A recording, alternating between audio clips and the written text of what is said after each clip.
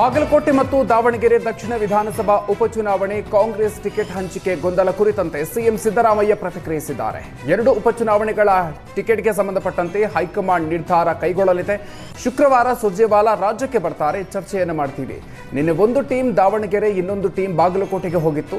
ಅವರು ವರದಿಯನ್ನು ಕೊಡ್ತಾರೆ. ಅದರ ಆಧಾರದ ಮೇಲೆ ನಾನು ಡಿಸಿಎಂ ಚರ್ಚೆ ಮಾಡಿ ವರದಿಯನ್ನು ಕೊಡ್ತೀವಿ. ಮೇಟಿ ಕುಟುಂಬದಿಂದ 3 ಟಿಕೆಟ್ ಕೇಳಿದ್ರು. ಮಲ್ಲಿಕಾರ್ಜುನ, ಉಮೇಶ್, ಮಹಾದೇವಿ 3 ಟಿಕೆಟ್ಗಾಗಿ ಮನವಿಯನ್ನು ಮಾಡಿದ್ದಾರೆ. 3 ಜನ ಯಾರಿಗೆ ಟಿಕೆಟ್ ಕೊಟ್ಟರು ಒಟ್ಟಿಗೆ ಕೆಲಸವನ್ನ ಮಾಡಬೇಕು ಅಂತ ಹೇಳಿದ್ದೀನಿ, ಅದಕ್ಕೆ ಒಪ್ಪಿದ್ದಾರೆ ಅಂತ ಹೇಳಿದ್ರು. ಆದರೆ ಮೇಟಿ ಪುತ್ರಿ ಮಹಾದೇವಿ ಮಾತ್ರ ತನಗೆ ಟಿಕೆಟ್ ನೀಡುವಂತೆ ಪಟ್ಟು ಹಿಡಿದಿದ್ದಾರೆ. ಬಾಗಲಕೋಟೆ ಮತ್ತೆ ದಾವಣಗೆರೆ ಸೀಟು ಹೈಕಮಾಂಡ್ ತೀರ್ಮಾನ ಮಾಡೋದು. ಸುರ್ಜೇವಾಲಾ ಅವರು ಕರ್ನಾಟಕಕ್ಕೆ ಬರ್ತಾ ಇದ್ದಾರೆ ಫ್ರೈಡೆ. ಅಷ್ಟರೊಳಗಡೆ ನಿನ್ನೆ ದಾವಣಗೆರೆಗೆ ಹೋಗಿದ್ದರು ಒಂದು ಟೀಮು, ಮತ್ತು ಬಾಗಲಕೋಟೆಗೂ ಕೂಡ ಹೋಗಿದ್ದರು. ಅವರು ರಿಪೋರ್ಟ್ ಕೊಡ್ತಾರೆ. ಆ ರಿಪೋರ್ಟ್ ಆಧಾರದ ಮೇಲೆ ನಾನು ಕೆ ಚರ್ಚೆ ಮಾಡಿ ಸುರ್ಜೇವಾಲಾ ಜೊತೆ ಮಾತಾಡಿ ಕಳಿಸ್ಕೊಡ್ತೀನಿ. ಮೇಟಿ ಕುಟುಂಬದವರು 3 ಜನ ಟಿಕೆಟ್ ಕೇಳ್ತಾ ಇದ್ರು. ಮಲ್ಲಿಕಾರ್ಜುನ, ಉಮೇಶ ಮತ್ತು ಮಹಾದೇವಿ.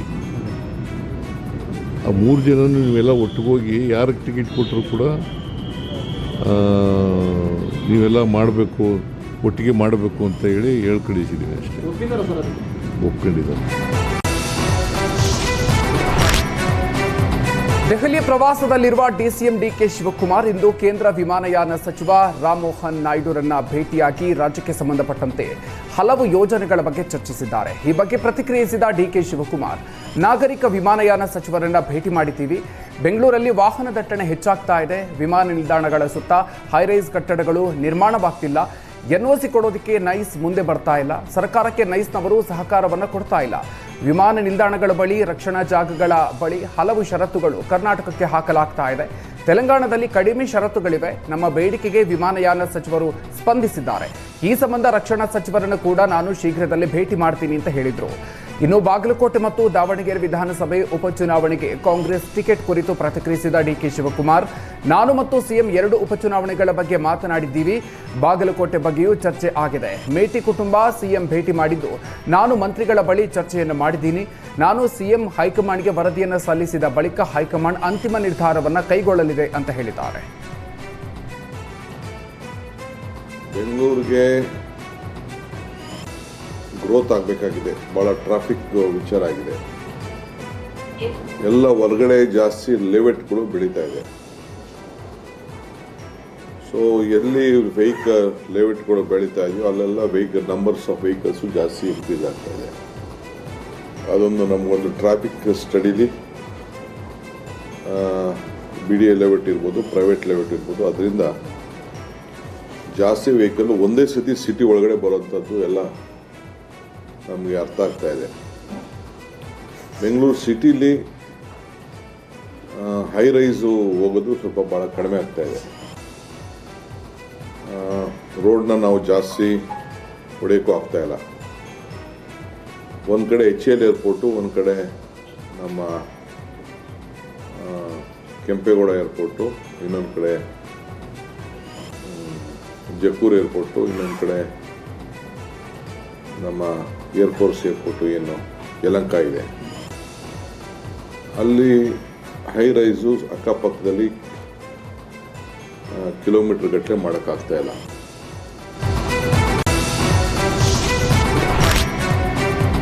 ಮೆಡಿಕಲ್ ಸ್ಟೋರ್ ಲೈಸೆನ್ಸ್ ನವೀಕರಣಕ್ಕೆ 35,000 ಬೇಡಿಕೆ ಇಟ್ಟಿದ್ದ ಅಧಿಕಾರಿಗಳು ರೆಡ್ ಹ್ಯಾಂಡ್ ಆಗಿ ಸಿಕ್ಕಿಬಿದ್ದಿದ್ದಾರೆ.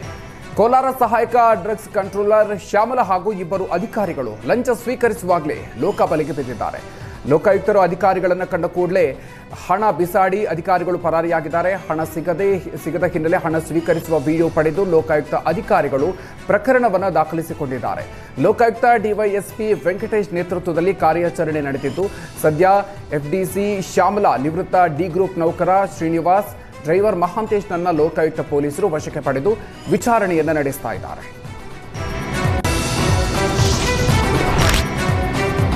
ಧರ್ಮಸ್ಥಳ ಗ್ರಾಮದಲ್ಲಿ 74 ಅಸಹಜ ಸಾವುಗಳ ತನಿಖೆಗೆ ಕೋರಿ ಸಲ್ಲಿಸಿದ್ದ ಸಾರ್ವಜನಿಕ ಹಿತಾಸಕ್ತಿ ಅರ್ಜಿ ಇಂದು ಹೈಕೋರ್ಟ್ನಲ್ಲಿ ವಿಚಾರಣೆಗೆ ಬಂತು.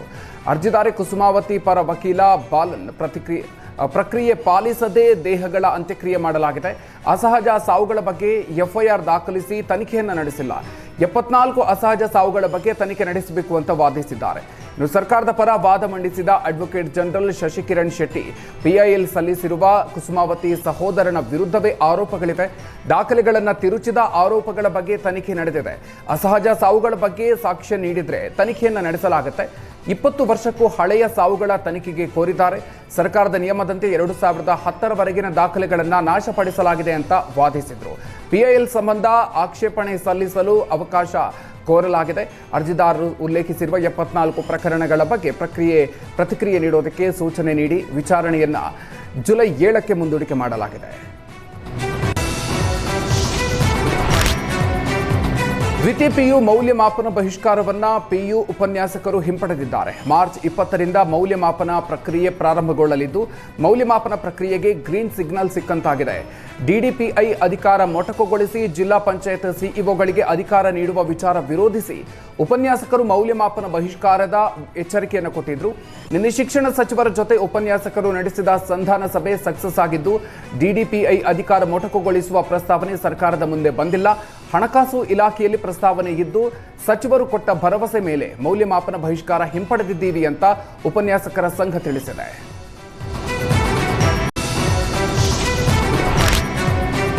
ಅಕ್ರಮ ಆಸ್ತಿ ಗಳಿಕೆ ಆರೋಪ ಎದುರಿಸ್ತಾ ಇರುವ ಬಿಡಿಎ ಅಧಿಕಾರಿ ವಿರುದ್ಧ ಜೀವ ಬೆದರಿಕೆ ದೂರು ದಾಖಲಾಗಿದೆ. ಬಿಡಿಎ ಅಧಿಕಾರಿ ವೆಂಕಟೇಶ್ ವಿರುದ್ಧ ಧಮಕಿ ಆರೋಪ ಕೇಳಿಬಂದಿದೆ.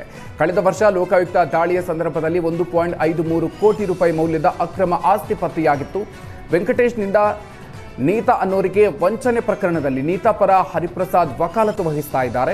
ಈ ಹಿನ್ನೆಲೆ ಹರಿಪ್ರಸಾದ್ ಕಚೇರಿಗೆ ನುಗ್ಗಿದ ವೆಂಕಟೇಶ್, ನನಗೆ ಪ್ರಭಾವಿ ದೊಡ್ಡ ರಾಜಕಾರಣಿಗಳ ಪರಿಚಯ ಇದೆ, 6 ಕೋಟಿ ಹಣವನ್ನು ರಾಜಕಾರಣಿ ಅಧಿಕಾರಿಗಳಿಗೆ ನೀಡಿದ್ದೀನಿ, ಅದನ್ನು ರಿಕವರಿ ಮಾಡೋದು ಹೇಗೆ, ಮಾಧ್ಯಮ ಹಾಗೂ ಪೊಲೀಸರಿಗೆ ತಿಳಿಸಿದ್ರೆ ಡ್ರ್ಯಾಗನ್ ಇಂದ ಚುಚ್ಚಿ ಸಾಯಿಸೋದಾಗಿ ಬೆದರಿಕೆಯನ್ನು ಹಾಕಿದ್ದಾರೆ ಅಂತ ವಕೀಲ ಹರಿಪ್ರಸಾದ್ ಆರೋಪಿಸಿದ್ದಾರೆ. ವೆಂಕಟೇಶ್ ವಿರುದ್ಧ ಗೋವಿಂದರಾಜನಗರ ಪೊಲೀಸ್ ಠಾಣೆಯಲ್ಲಿ ದೂರು ದಾಖಲಿಸಿದ್ದಾರೆ.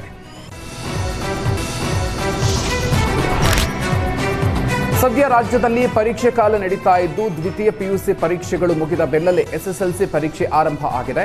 ಮತ್ತೊಂದೆಡೆ ಬಿಸಿಲಿನ ತಾಪ ಕೂಡ ದಿನದಿಂದ ದಿನಕ್ಕೆ ಏರ್ತಾ ಇದೆ. ಇದರಿಂದ ವಿದ್ಯುತ್ ಬೇಡಿಕೆ ಹೆಚ್ಚಳ ಆಗಿದೆ. ಹೀಗಾಗಿ ಆಗಾಗ ಬೆಂಗಳೂರು ಸೇರಿದಂತೆ ಬೆಸ್ಕಾಂ ವ್ಯಾಪ್ತಿಯಲ್ಲಿ ವಿದ್ಯುತ್ ಕಡಿತಗೊಳಿಸಲಾಗ್ತಾ ಇದೆ. ಆದರೆ ಪರೀಕ್ಷೆಯ ಸಮಯದಲ್ಲಿ ವಿದ್ಯುತ್ ಕಡಿತದಿಂದ ವಿದ್ಯಾರ್ಥಿಗಳು ಕಂಗಾಲಾಗಿದ್ದಾರೆ. ರಾತ್ರಿ ಹೊತ್ತು ಅಭ್ಯಾಸ ಮಾಡೋದಕ್ಕೆ ಸಾಧ್ಯ ಆಗದೆ ಪರದಾಡುವಂತಾಗಿದೆ. ಈ ಹಿನ್ನೆಲೆಯಲ್ಲಿ ವಿದ್ಯಾರ್ಥಿಗಳಿಗೆ ಅಭ್ಯಾಸಕ್ಕೆ ತೊಂದರೆಯಾಗದಂತೆ ಬೆಸ್ಕಾಂ ಕ್ರಮ ಕೈಗೊಂಡಿದೆ. ಸಂಜೆ 6ರಿಂದ ಬೆಳಗ್ಗೆ 6 ಗಂಟೆಯವರೆಗೆ ವಿದ್ಯುತ್ ಕಟ್ ಆಗದಂತೆ ಕ್ರಮ ವಹಿಸುವಂತೆ ಸರ್ಕಾರ ಸೂಚಿಸಿದೆ.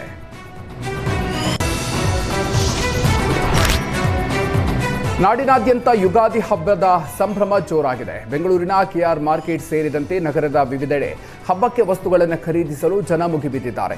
ಹಬ್ಬಕ್ಕೆ ಅಗತ್ಯವಾದ ಹೂವು ಹಣ್ಣುಗಳ ಬೆಲೆ ದುಪ್ಪಟ್ಟಾಗಿದೆ.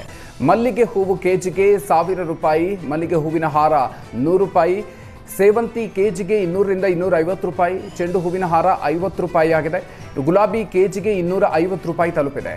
ಒಂದು ಕಟ್ಟು ಬೇವಿನ ಸೊಪ್ಪು 20, ಮಾವಿನ ಸೊಪ್ಪು 25 ರೂಪಾಯಿ ಆಗಿದೆ. ಸಮಾಧಾನದ ವಿಷಯ ಅಂದರೆ ತರಕಾರಿ ದರಗಳಲ್ಲಿ ಅಂಥ ಏರಿಕೆ ಆಗಿಲ್ಲ. ಗ್ಯಾಸ್ ಅಭಾವದಿಂದ ನಿರೀಕ್ಷಿತ ಮಟ್ಟದಲ್ಲಿ ತರಕಾರಿ ಸಪ್ಲೈ ಆಗದ ಕಾರಣ ಕೆಆರ್ ಮಾರ್ಕೆಟ್ನಲ್ಲಿ ತರಕಾರಿ ಬೆಲೆ ಅಗ್ಗವಾಗಿದೆ.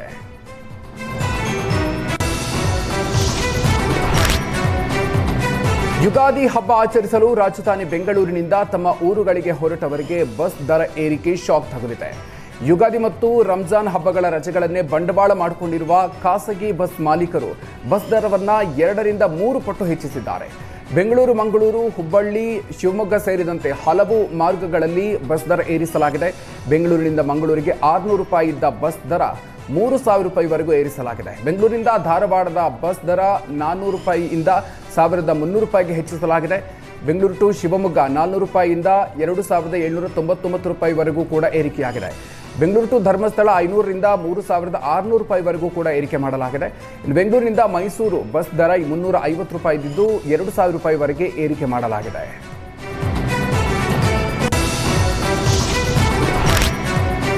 ರಾಜ್ಯಾದ್ಯಂತ ಜೈಲುಗಳಲ್ಲಿ ಖೈದಿಗಳಿಗೆ ಡ್ರಗ್ ಪರೀಕ್ಷೆ ನಡೆಸಲಾಗ್ತಾ ಇದೆ. ಈ ವೇಳೆ ಹಲವರ ವರದಿ ಪಾಸಿಟಿವ್ ಬಂದಿದೆ. ಜೈಲಿನ ವೈದ್ಯರಿಗೆ ಡ್ರಗ್ ಪರೀಕ್ಷೆ ಕಿಟ್ ಕೊಟ್ಟು ಪರೀಕ್ಷೆಯನ್ನು ಮಾಡಲಾಗ್ತಾ ಇದೆ. ಸದ್ಯ ಪಾಸಿಟಿವ್ ಬಂದವರನ್ನ ಪ್ರತ್ಯೇಕವಾಗಿ ಇಟ್ಟು ಚಿಕಿತ್ಸೆ ಕೊಡಿಸಲಾಗ್ತಾ ಇದೆ. ಪಾಸಿಟಿವ್ ಬಂದ ಖೈದಿಗಳ ಸ್ಯಾಂಪಲ್ ನಿಮಾನ್ಸ್ಗೆ ರವಾನಿಸಲಾಗಿದೆ. ವ್ಯಸನದ ಮಟ್ಟ ಎಷ್ಟಿದೆ ಅಂತ ತಿಳಿಯೋದಕ್ಕೆ ನಿಮಾನ್ಸ್ಗೆ ಸ್ಯಾಂಪಲ್ ಕಳಿಸಿಕೊಡಲಾಗಿದೆ. ಡ್ರಗ್ ಪರೀಕ್ಷೆಯಲ್ಲಿ ಹೆಚ್ಚಾಗಿ ವಿಚಾರಣಾಧೀನ ಖೈದಿಗಳಲ್ಲಿ ಪಾಸಿಟಿವ್ ಬಂದಿದೆ. ಈ ನಡುವೆ ಪರೀಕ್ಷೆಯ ವೇಳೆ ಖೈದಿಗಳ ಕಳ್ಳಾಟ ಬೆಳಕಿಗೆ ಬಂದಿದೆ. ಕೆಲ ಖೈದಿಗಳು ಮೂತ್ರದ ಬದಲಿಗೆ ನೀರು ಮಿಶ್ರಣ ಮಾಡಿಕೊಟ್ಟಿದ್ದಾರೆ. ಇದರಿಂದ ನಿರ್ದಿಷ್ಟ ಪಾಸಿಟಿವ್ ಸಂಖ್ಯೆ ಇನ್ನೂ ಕೂಡ ಪತ್ತೆಯಾಗಿಲ್ಲ. ಸದ್ಯ 10% ಮಾತ್ರ ಪರೀಕ್ಷೆ ಮಾಡ್ತಾ ಇರುವ ಜೈಲಿನ ವೈದ್ಯರು ಹಂತ ಹಂತವಾಗಿ ಮುಂದೆ ಎಲ್ಲರಿಗೂ ಕೂಡ ಪರೀಕ್ಷೆ ನಡೆಸೋದಕ್ಕೆ ತಯಾರಿ ನಡೆಸಿದ್ದಾರೆ. MDMA, ಗಾಂಜಾ, ಹೆರಾಯಿನ್, ಕೊಕೇನ್ ಸೇರಿದಂತೆ ಒಟ್ಟು 5 ಮಾದರಿಯ ಡ್ರಗ್ ಸೇವನೆ ಪರೀಕ್ಷೆ ಮಾಡಲಾಗ್ತಾ ಇದೆ. ಹೆಚ್ಚಾಗಿ ಬೆಂಗಳೂರು, ಮೈಸೂರು ಜೈಲಲ್ಲಿ ಎಲ್ಲ ಮಾದರಿಯ ಡ್ರಗ್ ಪರೀಕ್ಷೆಯನ್ನ ನಡೆಸಲಾಗ್ತಾ ಇದೆ. ಉಳಿದ ಜೈಲುಗಳಲ್ಲಿ ಕೇವಲ ಗಾಂಜಾ ಸೇವನೆ ಪರೀಕ್ಷೆ ಮಾತ್ರ ನಡೆದಿದೆ.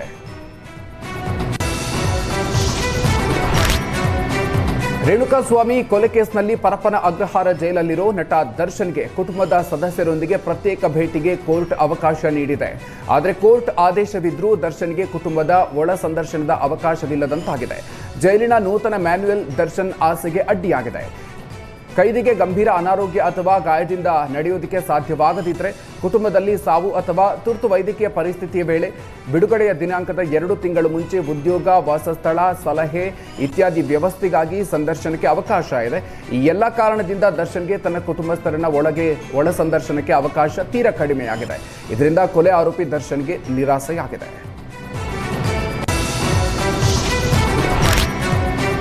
ರಾಜ್ಯದಲ್ಲಿ ದಿನೇ ದಿನೇ ಡಿಜಿಟಲ್ ಅರೆಸ್ಟ್ ವಂಚನೆ ಪ್ರಕರಣಗಳು ಹೆಚ್ಚಾಗ್ತಾ ಇದೆ. ವೃದ್ಧರೇ ಸೈಬರ್ ವಂಚಕರ ಮೇನ್ ಟಾರ್ಗೆಟ್ ಆಗ್ತಿದ್ದಾರೆ. ಡಿಜಿಟಲ್ ಅರೆಸ್ಟ್ ಮೂಲಕ 78 ವರ್ಷದ ವೃದ್ಧೆಗೆ ಸೈಬರ್ ವಂಚನೆ ಮಾಡಲಾಗಿದೆ. ಮಾರ್ಚ್ 11ರಂದು ವೃದ್ಧೆಗೆ ವಾಟ್ಸ್ಆಪ್ನಲ್ಲಿ ವಿಡಿಯೋ ಕಾಲ್ ಮಾಡಿದ್ದ ವಂಚಕರು, ನಿಮ್ಮ ಅಕೌಂಟ್ನಲ್ಲಿ ಹಣ ದುರುಪಯೋಗ ಆಗಿದೆ, ಮನಿ ಲಾಂಡ್ರಿಂಗ್ ಮತ್ತು ಪೋರ್ನೋಗ್ರಫಿಗೆ ನಿಮ್ಮ ದಾಖಲಾತಿ ಬಳಕೆಯಾಗಿದೆ, ಮುಂಬೈನಲ್ಲಿ ನಿಮ್ಮ ಹೆಸರಲ್ಲಿ ಅಕೌಂಟ್ ತೆರೆದು ಭಯೋತ್ಪಾದನೆಗೆ ಫಂಡಿಂಗ್ ಮಾಡಲಾಗಿದೆ, ಪ್ರತಿ 2 ಗಂಟೆಗೆ ನೀವು ಸೇಫ್ ಆಗಿದ್ದೀರಿ ಅಂತ ನಮಗೆ ತಿಳಿಸಬೇಕು, ಪೊಲೀಸ್ ಅರೆಸ್ಟ್ ಮಾಡ್ತಾರೆ, ಯಾರಾದರೂ ನಿಮ್ಮನ್ನ ಶೂಟ್ ಕೂಡ ಮಾಡಬಹುದು ಅಂತ ಬೆದರಿಕೆಯನ್ನು ಹಾಕಿದ್ದಾರೆ. ನಿಮ್ಮ ಟ್ರಾನ್ಸಾಕ್ಷನ್ ಇಡಿ ಅಡಿಯಲ್ಲಿ ಸಸ್ಪೆಕ್ಟ್ ಮಾಡಲಾಗ್ತಾ ಇದೆ. RBI ವೆರಿಫಿಕೇಷನ್ಗಾಗಿ ನೀವು 38 ಲಕ್ಷ ರೂಪಾಯಿ ಹಣವನ್ನು ಡೆಪಾಸಿಟ್ ಮಾಡಬೇಕು. 24 ಗಂಟೆಗಳಲ್ಲಿ ನಿಮ್ಮ ಹಣವನ್ನು ಹಿಂತಿರುಗಿ ನೀಡಲಾಗುತ್ತೆ. ಮುಂದಿನ 72 ಗಂಟೆಗಳ ಕಾಲ ಯಾರ ಸಂಪರ್ಕವನ್ನು ನೀವು ಮಾಡೋ ಹಾಗಿಲ್ಲ.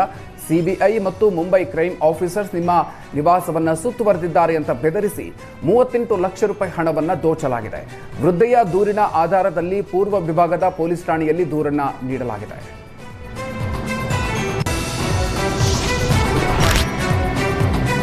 ಮೈಸೂರು ಜಿಲ್ಲೆ ಹುಣಸೂರು ನಗರದ ಗೌತಮ್ ಪೆಟ್ರೋಲ್ ಬಂಕ್ ಹಿಂಭಾಗದಲ್ಲಿ ಬೆಂಕಿ ಕಾಣಿಸಿಕೊಂಡಿದೆ. ಖಾಲಿ ನಿವೇಶನದ ಕಸಕ್ಕೆ ಕಿಡಿ ತಗುಲಿ ಬೆಂಕಿ ಕಾಣಿಸಿಕೊಂಡಿರುವ ಶಂಕೆ ವ್ಯಕ್ತವಾಗಿದೆ. ದಟ್ಟ ಹೊಗೆ ಜ್ವಾಲೆ ಕಂಡು ಸಾರ್ವಜನಿಕರಲ್ಲಿ ಭಯ ಕಾಣಿಸಿಕೊಂಡಿತ್ತು. ಪೆಟ್ರೋಲ್ ಬಂಕ್ ಹತ್ತಿರವಿದ್ದರಿಂದ ದೊಡ್ಡ ಮಟ್ಟದ ಅಪಾಯದ ಆತಂಕ ಎದುರಾಗಿತ್ತು. ಆದರೆ ಅಷ್ಟರ ಒಳಗೆ ಸಾರ್ವಜನಿಕರು ಅಗ್ನಿಶಾಮಕ ದಳಕ್ಕೆ ಮಾಹಿತಿಯನ್ನು ನೀಡಿದ್ರಿಂದ ಸ್ಥಳಕ್ಕೆ ಬಂದ ಅಗ್ನಿಶಾಮಕ ಸಿಬ್ಬಂದಿ ಅರ್ಧ ಗಂಟೆಗಳ ಕಾಲ ಕಾರ್ಯಾಚರಣೆ ನಡೆಸಿ ಬೆಂಕಿ ನಂದಿಸುವಲ್ಲಿ ಯಶಸ್ವಿಯಾದರು. ಭಾರೀ ಅನಾಹುತವನ್ನು ತಪ್ಪಿಸಿ ಸಾರ್ವಜನಿಕರಿಂದ ಮೆಚ್ಚುಗೆಗೆ ಪಾತ್ರರಾದರು.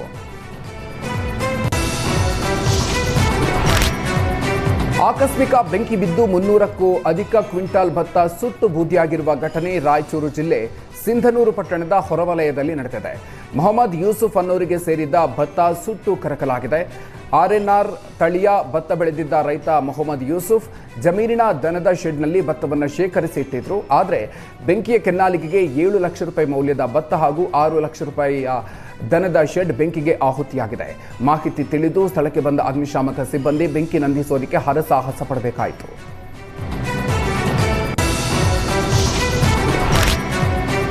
ರಾಯಚೂರಿನಲ್ಲಿ ಸಿಡಿಲು ಬಡಿದು ತೆಂಗಿನ ಮರ ಹೊತ್ತಿ ಉರಿದಿದೆ. ರಾಯಚೂರು ಜಿಲ್ಲೆಯ ಅರಕೇರ ತಾಲೂಕಿನ ಹಾಳಜಾಡಲದಿನ್ನಿ ಗ್ರಾಮದಲ್ಲಿ ಈ ಘಟನೆಯಾಗಿದೆ. ರೈತ ಶರೀಫ್ ಸಾಬ್ ಅನ್ನೋರಿಗೆ ಸೇರಿದ ತೆಂಗಿನ ಮರ ಬೆಂಕಿಗೆ ಆಹುತಿಯಾಗಿದೆ. ನಿನ್ನೆ ರಾತ್ರಿ ಗುಡುಗು ಸಹಿತ ಸುರಿದಂತಹ ಮಳೆಯ ವೇಳೆ ತೆಂಗಿನ ಮರ ಸಿಡಿಲಿಗೆ ಬಲಿಯಾಗಿದೆ. ಸದ್ಯ ತೆಂಗಿನ ಮರಕ್ಕೆ ಸಿಡಿಲು ಬಡಿದು ಹೊತ್ತಿ ಉರಿಯುವ ದೃಶ್ಯ ವೈರಲ್ ಆಗಿದೆ.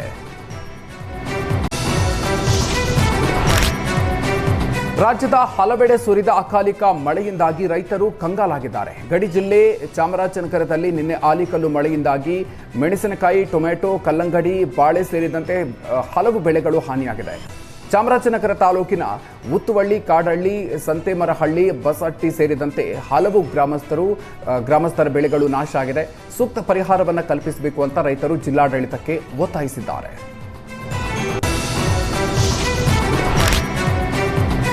ರಸ್ತೆ ಫುಟ್ಪಾತ್ಗಳನ್ನು ಒತ್ತುವರಿ ಮಾಡಿಕೊಂಡು ಗೂಡಂಗಡಿಗಳನ್ನು ಹಾಕೊಂಡಿದ್ದ ವ್ಯಾಪಾರಿಗಳಿಗೆ ಕಾರವಾರ ನಗರಸಭೆ ಶಾಕ್ ಕೊಟ್ಟಿದೆ. ಪರವಾನಗಿ ಪಡೆಯದೆ ರಸ್ತೆ ಪಕ್ಕದಲ್ಲಿ ಹಾಕೊಂಡಿದ್ದ ಗೂಡಂಗಡಿಗಳನ್ನು ತೆರವು ಮಾಡಲಾಗ್ತಾ ಇದೆ. ಕಾರವಾರ ನಗರದ ಪಿಕಳೆ ರಸ್ತೆ, ಎಂಜಿ ರಸ್ತೆ ಸೇರಿದಂತೆ ಹಲವೆಡೆ ಜೆಸಿಬಿಗಳ ಮೂಲಕ ಅತಿಕ್ರಮಣ ತೆರವು ಮಾಡಿದ್ದಾರೆ. ಆದರೆ ನಗರಸಭೆ ಕಾರ್ಯಾಚರಣೆ ವ್ಯಾಪಾರಿಗಳು ಆಕ್ರೋಶವನ್ನು ವ್ಯಕ್ತಪಡಿಸ್ತಾ ಇದ್ದಾರೆ. ಅಂಗಡಿಯನ್ನೇ ನಂಬಿಕೊಂಡು ಜೀವನ ಮಾಡ್ತಾ ಇದ್ದ ನಾವು ಎಲ್ಲಿಗೆ ಹೋಗೋದು ಅಂತ ಅಧಿಕಾರಿಗಳಿಗೆ ಪ್ರಶ್ನೆ ಮಾಡ್ತಾ ಇದ್ದಾರೆ.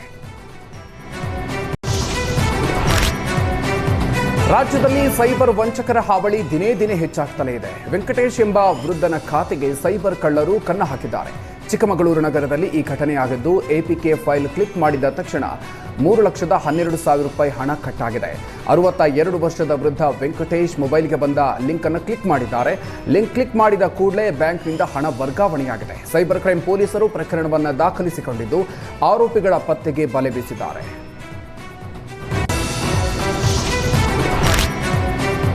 ಭಾರತದ ಅತ್ಯಂತ ವಿಶ್ವಸನೀಯ ಬ್ರ್ಯಾಂಡ್ 2026 ಪ್ರಶಸ್ತಿ ಲಾಲ್ಜಿ ಗೋಡೋ ಕಂಪನಿಯ ಮುಡಿಗೇರಿದೆ.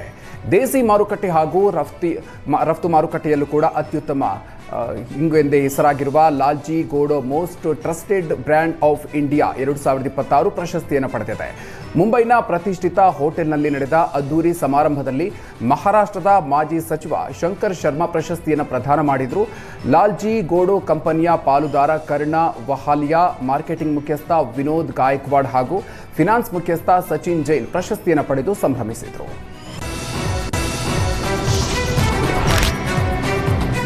ಕೊಪ್ಪಳ ತಾಲೂಕಿನ ಬಸಾಪುರ ಗ್ರಾಮದ ಬಳಿಯ ತುಂಗಭದ್ರಾ ಎಡದಂಡೆ ಕಾಲುವೆ ಒಡೆದ ಪರಿಣಾಮ ಅಪಾರ ಪ್ರಮಾಣದ ನೀರು ಪೋಲಾಗಿದೆ. ಅಲ್ಲದೆ ರೈತರ ಜಮೀನಿಗೆ ನೀರು ನುಗ್ಗಿ ಬೆಳೆ ನಾಶ ಆಗಿದೆ. ಕುಡಿಯುವ ನೀರಿನ ಉದ್ದೇಶಕ್ಕೆ ಕಾಲುವೆಗೆ ನೀರು ಬಿಡಲಾಗಿತ್ತು. ಆದರೆ ಬಸಾಪುರದ ಬಳಿ ಕಾಲುವೆ ಒಡೆದು ಹೋಗಿದೆ. ಇದರಿಂದ ಕಾಲುವೆ ಪಕ್ಕದ ಜಮೀನು ಹಾಗೂ ರೆಸಾರ್ಟ್ಗಳಿಗೆ ನೀರು ನುಗ್ಗಿದೆ. ಅಧಿಕಾರಿಗಳ ನಿರ್ಲಕ್ಷ್ಯದಿಂದ ಕಾಲುವೆ ಒಡೆದಿದೆ ಅಂತ ರೈತರು ಆರೋಪಿಸಿದ್ದಾರೆ.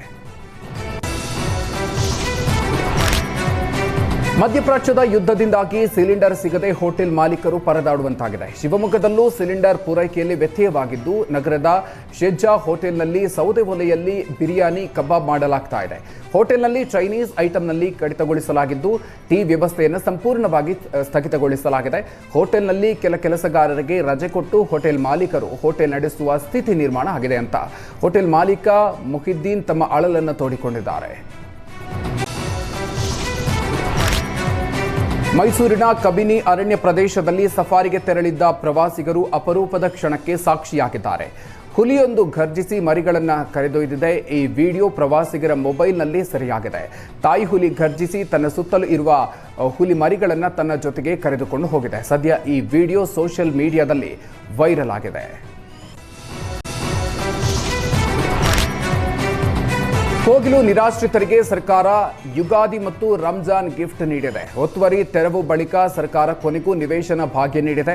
ವಿಕಾಸಸೌಧದಲ್ಲಿ ನಡೆದ ಸಮಾರಂಭದಲ್ಲಿ ಅರ್ಹ ಫಲಾನುಭವಿಗಳಿಗೆ ಸರ್ಕಾರ ನಿವೇಶನ ಹಕ್ಕು ಪತ್ರ ವಿತರಿಸಿದೆ. 40 ಅರ್ಹ ಕುಟುಂಬಗಳಿಗೆ ನಿವೇಶನ ಪತ್ರ ಹಸ್ತಾಂತರಿಸಲಾಗಿದೆ.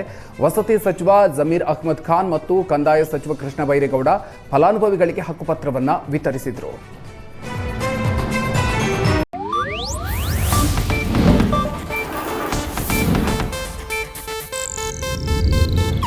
ಇದು ಏಷ್ಯಾನೆಟ್ ನ್ಯೂಸ್ ನೆಟ್ವರ್ಕ್ ಪ್ರಸ್ತುತಿ.